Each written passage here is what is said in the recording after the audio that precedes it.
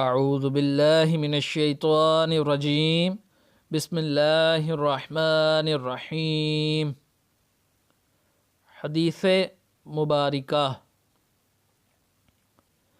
حدثنا سلیمان بن حرب قال حدثنا شعبہ عن واصل الاحدب المعرور قال لقیت ابا ذر بربذة وعليه حلة وعلى غلامه حلة فسألته عن ذلك فقال إني سابيت رجلا فعيرته بأمه فقال النبي صلى الله عليه وسلم يا أبا ذر أعيرته بأمه إنك امرؤ فيك جاهلية وإخوانكم خولكم جعلهم الله تحت أيديكم فما كان أخوه تحت يديه فليطعمه مما يأكل ويلبسه مما يلبس ولا تكلفوهم ما يغلبوهم فإن كلفتموهم فأعينوهم۔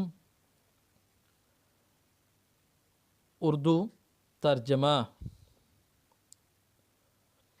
ہم سے سلیمان بن حرب نے بیان کیا، کہا ہم سے شعبہ نے بیان کیا، انہوں نے اسے وصل احدب سے، انہوں نے معرور سے کہا، میں ابو ذر سے ربضہ میں ملا، وہ ایک جوڑا پہنے ہوئے تھے اور ان کا غلام بھی جوڑا پہنے ہوئے تھا۔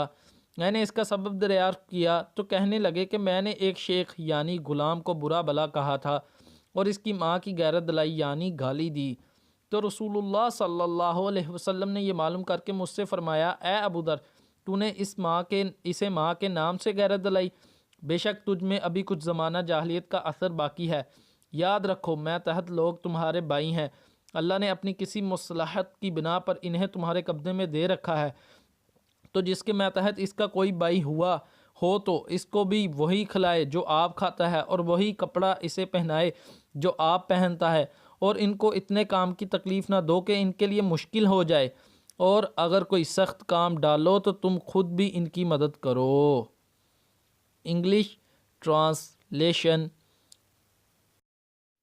Narrated Al-Anaf bin Qais, while I was going to help this man, Ali ibn Abi Talib, Abu Bakr, met me and asked, where are you going? I replied, I am going to help that person.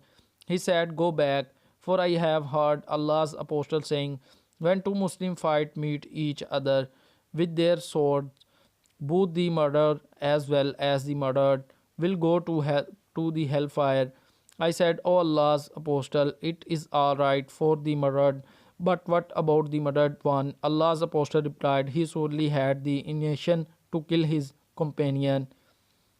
Thanks for watching us. For more videos, subscribe Islam Ki Duniya.